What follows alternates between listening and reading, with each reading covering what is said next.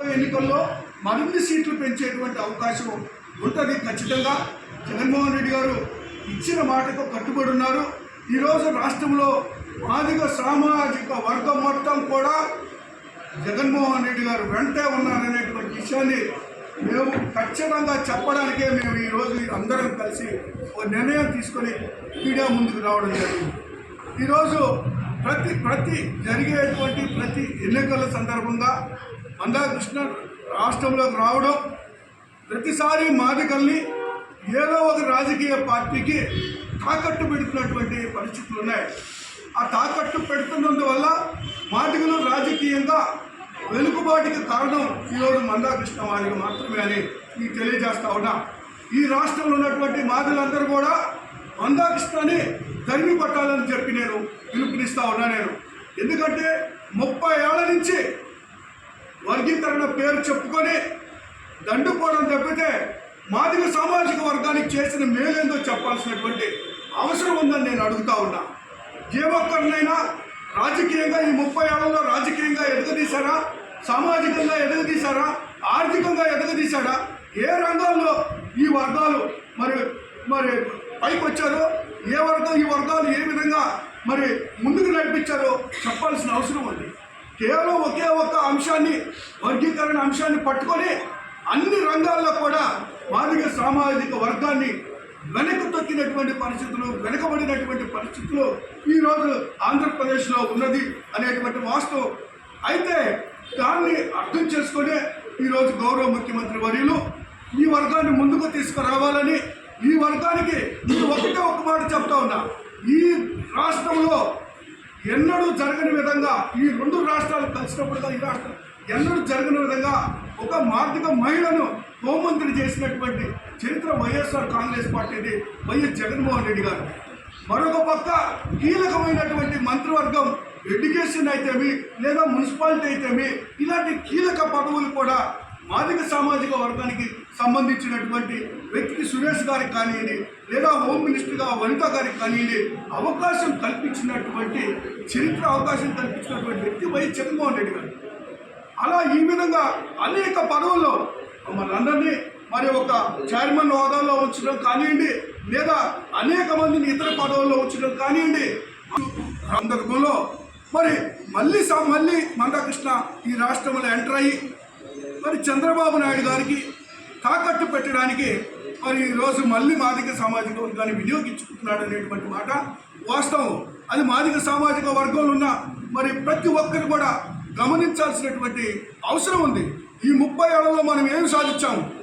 కేవలం ఈ 5 సంవత్సరాల్లో చంద్రబాబు నాయుడు గారు ఈ రాష్ట్రాన్ని వదిలిపెట్టిన తర్వాత, ఈ రాష్ట్రం అధికారాన్ని కోల్పోయిన తర్వాత, జగన్మోహన్ రెడ్డి గారు అధికారంలోకి వచ్చిన తర్వాత ఈ రాష్ట్రంలో అనేక మంది మాదిగలు మేలు పొందారు.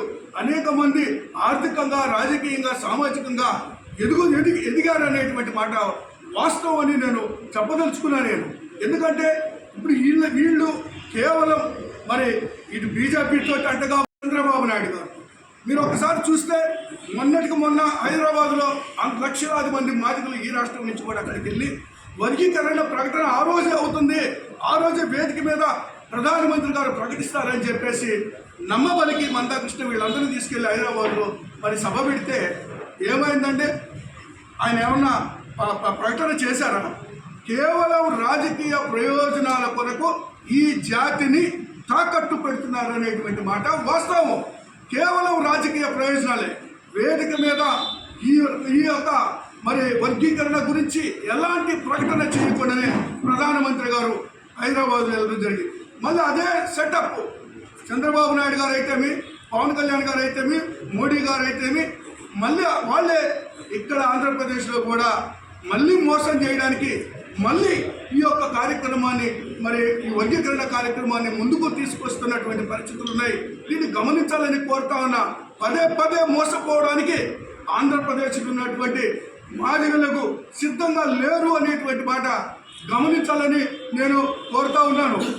మరొక మాట చెప్పదలుచుకున్నాను. రాజకీయంగా మరి ఈరోజు అన్ని అవకాశాలు వైఎస్ఆర్ కాంగ్రెస్ పార్టీలు ఇస్తూ ఉన్నారు. గతంలో ఎన్నడూ లేని విధంగా చంద్రబాబు నాయుడు గారు కేవలం నేను పెద్ద మాదిగా అని బూటకప్పు మాటలు చెప్పి మాదిగల్ని మోసం చేసి రాజకీయ ప్రయోజనాలకు ఎన్నికల్లో గెలవడానికి గతంలో వినియోగించుకున్నారు తప్పితే ఒక్క పని కూడా ఈ జాతి కోసం ఒక్క ప్రయోజనం కూడా మరి వనకూర్చకుండా కేవలం తను గెలవడానికి మాత్రమే వినియోగించుకొని ఎన్నికల తర్వాత ఈ జాతిని వదిలిపెట్టినటువంటి పరిస్థితులు ఉన్నాయి. ఇదే మందకృష్ణ మాదిగ మరి నిన్నగాక మొన్న చంద్రబాబు నాయుడు గారు మోసం చేశాడని విమర్శ చేయడం జరిగింది. మరి ఒక పక్క మరి మోడీ గారు ఎప్పుడు ఇచ్చారు ఈ వాగ్దానము? 14 ఎన్నికల్లో ఇవ్వడం జరిగింది. 14 ఎన్నికలు అయిపోయి 19 ఎన్నికలు అయిపోయి 10 సంవత్సరాలు వీళ్ళంతా నిద్రపోతున్నట్టు నటిస్తూ ఉన్నారా? ఎందుకు వర్గీకరణ అంశాన్ని చేయలేకపోయారు? ఈరోజు కోర్టు పరిధిలోకి వెళ్ళింది. కోర్టు పరిధిలో ఉన్నటువంటి అంశాన్ని కోర్టు ఏ నిర్ణయం తీసుకున్నా ఈ ప్రభుత్వం అమలుపరచడానికి సిద్ధంగా ఉందనేటువంటి మాట నేను చెప్పదలుచుకున్నా. ఈరోజు ఈ ప్రభుత్వం మాదిగలకు వ్యతిరేకమని, వర్గీకరణకు వ్యతిరేకమని చెప్పి జగన్మోహన్ రెడ్డి గారు అనుకూలం కాదు అని అసత్య ప్రచారాలు చేస్తూ ఉన్నారు. అందులో ఏమాత్రం వాస్తవం లేదు. ఎలాంటి నిర్ణయం కోర్టు నుంచి వచ్చినా కూడా ఈరోజు ఆంధ్రప్రదేశ్లో వైఎస్ఆర్ కాంగ్రెస్ పార్టీ అమలుపరచడానికి సిద్ధంగా ఉంటుంది. కోర్టు నిర్ణయాన్ని వ్యతిరేకించేటువంటి పరిస్థితి లేదు. మాదిగల పక్షాన నిలబడడానికి వైఎస్ఆర్ కాంగ్రెస్ పార్టీ సిద్ధంగా ఉన్నది అనేటువంటి మాట నేను చెప్పదలుచుకున్నాను. ఇన్ని మాటలు మాట్లాడుతున్నటువంటి మందాకృష్ణ 30 సంవత్సరాల ఈ యొక్క ఉద్యమ చరిత్రలో లేదా రాజకీయ చరిత్రలో ఏ ఒక్క మాదిగనైనా చట్టసభలకు పంపించగలిగారా?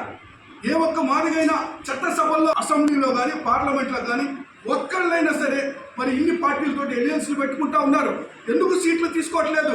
ఎందుకు సీట్లు అడగట్లేదు? నువ్వు మద్దతు ఇచ్చినప్పుడు మాదిగలకు ఎందుకు నువ్వు సీట్లు అడగట్లేదు? చట్టసభలో పోయే అవకాశం ఎందుకు కల్పించట్లేదు? వీటన్నిటిని కూడా విస్మరించి కేవలం స్వార్థ ప్రయోజనాల కొరకు మాదిగ జాతిని తాకట్టు పెడతా ఉన్నారు. ఆ విషయాన్ని నేను ఆంధ్రప్రదేశ్లో ఉన్నటువంటి మాదిగలు అందరూ కూడా గమనించాలని నేను మనవి చేస్తా ఉన్నా. ఈ కళ్ళబొల్లి మాటలు కట్టి పెట్టాలి. ఈరోజు జరుగుతున్నటువంటి మాదిగలకి ఇప్పుడే న్యాయం జరుగుతుంది. ఈ రాష్ట్రంలో న్యాయం చేస్తూ ఉన్నారు.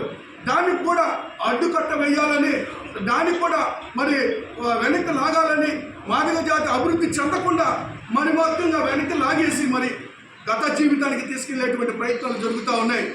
దానికి ఖచ్చితంగా దాన్ని మాదిగలందరూ కూడా వ్యతిరేకించాలా. జరుగుతున్నటువంటి కుట్రని మరి తిప్పి కొట్టాల్సినటువంటి అవసరం ఉందని ఈ మీడియా ద్వారా నేను ఈ రాష్ట్రంలో ఉన్నటువంటి మాదిగ సామాజిక వర్గంలో ప్రతి ఒక్కరికి కూడా పేరును కూడా నేను మనవి చేస్తూ ఉన్నాను. శేషగిరిరావు గారు, లైబ్రరీ చైర్మన్, అదేవిధంగా మరి రవికుమార్ గారు చైర్మన్ గారు, చైర్మన్స్తో పాటు మరి భోజపాటి శ్రీనివాసరావు గారు, అదేవిధంగా మూలా అధ్యక్షుడు సురేష్ తర్వాత ముల్లా మేరీ కుమార్ కూడా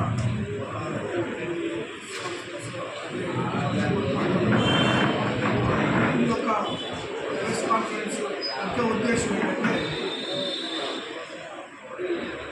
మొన్న మందాకృష్ణ మాదిగ ఒక ప్రెస్లో మాట్లాడుతూ మరి ముఖ్యంగా చంద్రబాబు నాయుడు గారిని కలిసిన తర్వాత మాట్లాడినటువంటి మాటలకు సమాధానం చెప్పేందుకు ఈరోజు ఇక్కడ ఉన్నటువంటి చైర్మన్స్ కానీ ఇతర నాయకులు కానీ ముఖ్యంగా మాదిగ కమ్యూనిటీకి సంబంధించినటువంటి నాయకులు అందరూ కూడా ఒక వేదిక మీదకి రావడం జరిగింది. అనేకమైనటువంటి అంశాల మీద మందాకృష్ణ మాట్లాడడం జరిగింది. ముఖ్యంగా నేను ఒకటి చెప్పదలుచుకున్నాను. ఆయన ఉండేది తెలంగాణలో ఉంటూ తెలంగాణ రాజకీయాల్లో తిరుగుతూ తెలంగాణలో పార్టీ పెట్టి మరి అక్కడ రాజకీయాలు చేస్తూ ఆంధ్రప్రదేశ్ రాజకీయాల గురించి మాట్లాడటం ఎంతవరకు సబబు? తెలియకుండా ఇక్కడ ఏం జరుగుతుంది తెలియదు. ఇక్కడ ఏ విధంగా గౌరవ ముఖ్యమంత్రి వర్యులు జగన్మోహన్ రెడ్డి గారు అన్ని కులాలను అన్ని మతాలను అందరినీ కూడా ఏ విధంగా ఆదుకుంటున్నారు అనేటువంటి విషయాన్ని, మరి ముఖ్యంగా ఎస్సీ ఎస్టీ బీసీ మైనారిటీని రాజకీయంగా ఆర్థికంగా సామాజికంగా ముందుకు తీసుకెళ్తున్నటువంటి పరిస్థితులు తెలుసుకోకుండా ఇక్కడ మాదిగ సామాజిక వర్గానికి అన్యాయం జరుగుతుంది, నష్టం జరుగుతుంది అని మాట్లాడటం దురదృష్టకరమైనటువంటి విషయం. ఇక్కడ ఏం నష్టం జరగలేదు.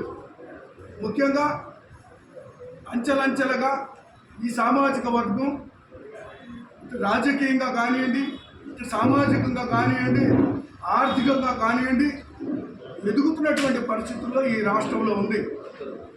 అవన్నీ చూడకుండా ఇష్టరాజ్యంగా మాట్లాడుతూ ఉన్నారు. రాజకీయంగా కానీ ఒకసారి చూస్తే ఎమ్మెల్యే టికెట్లు అనేటువంటిది కులాల వారీగా సామాజిక సమీకరణలు కానివ్వండి, లేదా మరి కులాల్లో ఉన్న సబ్ క్యాస్టులు ఉన్నటువంటి లెక్క ప్రకారం జరుగుతూ ఉంటాయి. అన్ని కులాలు అన్ని మతాలు ఉంటాయి. ఒక ఎస్సీ నియోజకవర్గం ఒక ఎస్సీకే కాదు, అందరికీ జరుగుతాయి. అందులో భాగంగా కొంతమందికి ఎక్కువ వస్తాయి, కొంతమందికి తక్కువ వస్తాయి. కానీ మాదిగ సామాజిక వర్గానికి గత ఎన్నికల్లో తక్కువ వచ్చినటువంటి మాట వాస్తవం అని మేమందరం కూడా ముఖ్యమంత్రి గారి దృష్టికి తీసుకెళ్లడం వల్ల మరి ఈ ఎన్నికల్లో సీట్లు